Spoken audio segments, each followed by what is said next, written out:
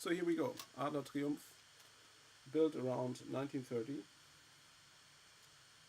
What comes to mind is how modern the mechanic is. You can see this pinky table you might find to a certain degree on corn instruments of the same time, the transitional to this 6M model,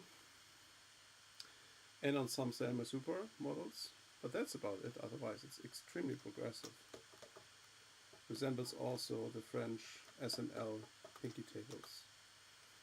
You can see the linkage of high F, F sharp and G. If I press the G, the keys are all going down. F sharp and F are linked. F, F sharp, G. So it's a comfortable linkage that Adolf Sax Jr. used on his soprano saxophones.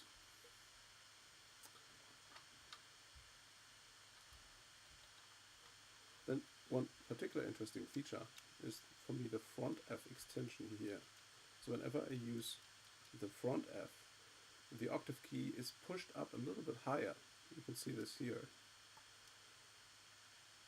So for many flageolets that are produced in using the front F key, I don't know how many of you know the Rousseau book where he talks about the top tones as being produced in overblown by 6.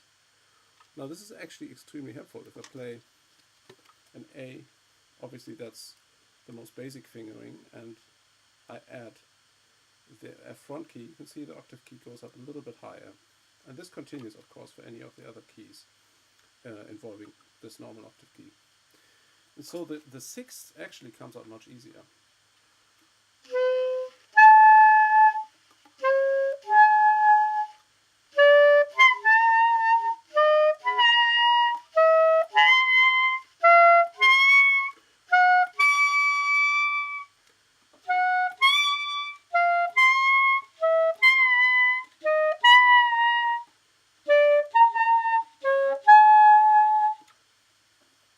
Don't know if that's particularly visible.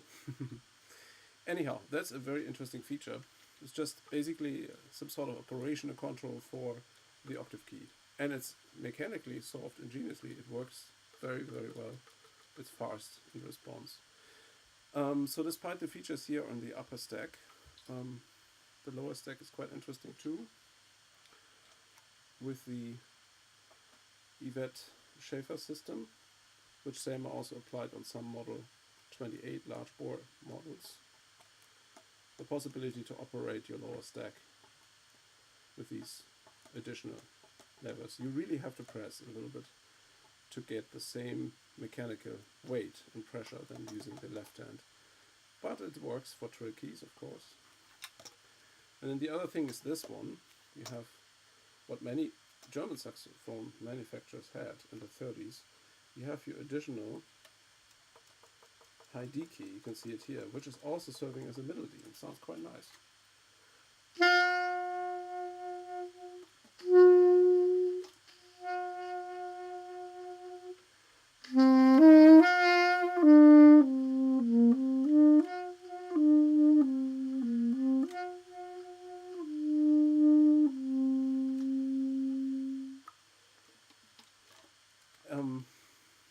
The other thing, of course, is the addition of this key, which is linked to the low C key. You can see if I need a low C pressed here, if I want to trill from E flat to C, I can easily press down that C key, and then I achieve a trill which is normally impossible on any other instrument.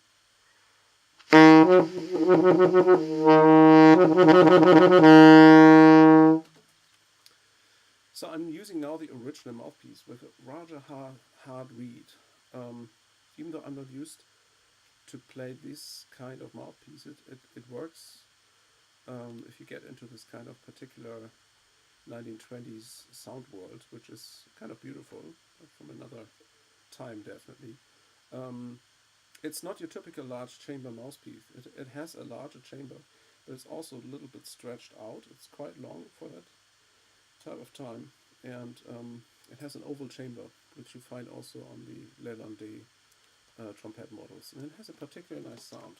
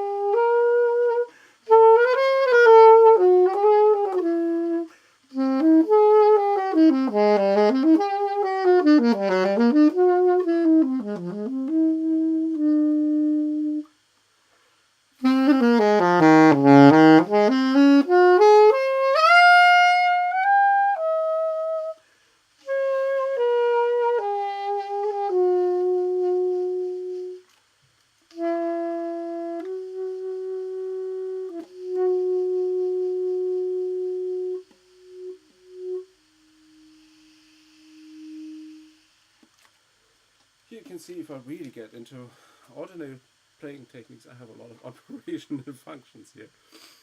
So let me just, for demonstration purposes, show you how a more modern mouthpiece sounds. And again, I'm really not an expert on playing with these kind of very closed tip around the B star size mouthpiece. I think you can see something here about the oval chamber. I'm not sure.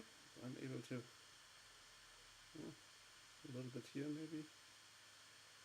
Yeah, it's funny trying to do that with a camera. Anyhow, you found some pictures. So this is a normal selmer metal mouthpiece, a little bit more open, what I usually use, just to give you an idea that it actually works now.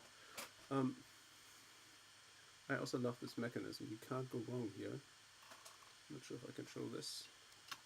Yeah, there's a little metal piece here that links, kind of locks in. So this might be an advantage or a disadvantage depending on the player. Your neck is really set in. You can't move it to another position. I guess you can if you remove this metal piece, but first of all the instrument kind of tells you how to play it, which I really like. It's a very particular design, very similar to Leblanc's attempts with the Rational. You feel like, okay, here is a very different instrument speaking to you, how to be played.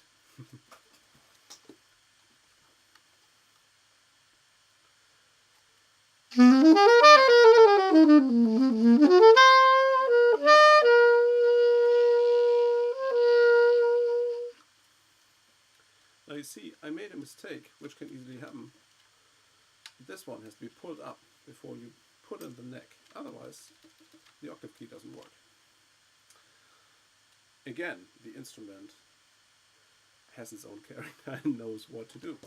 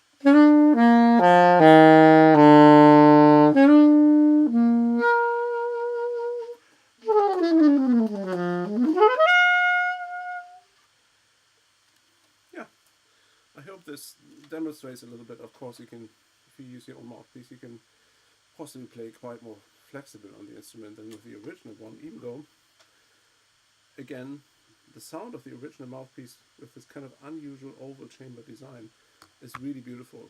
And I assume if I would practice more on it, it will work as any other mouthpiece in particular settings with a distinct sound that you will never find on any other instrument. So here it is, Adler Triumph model.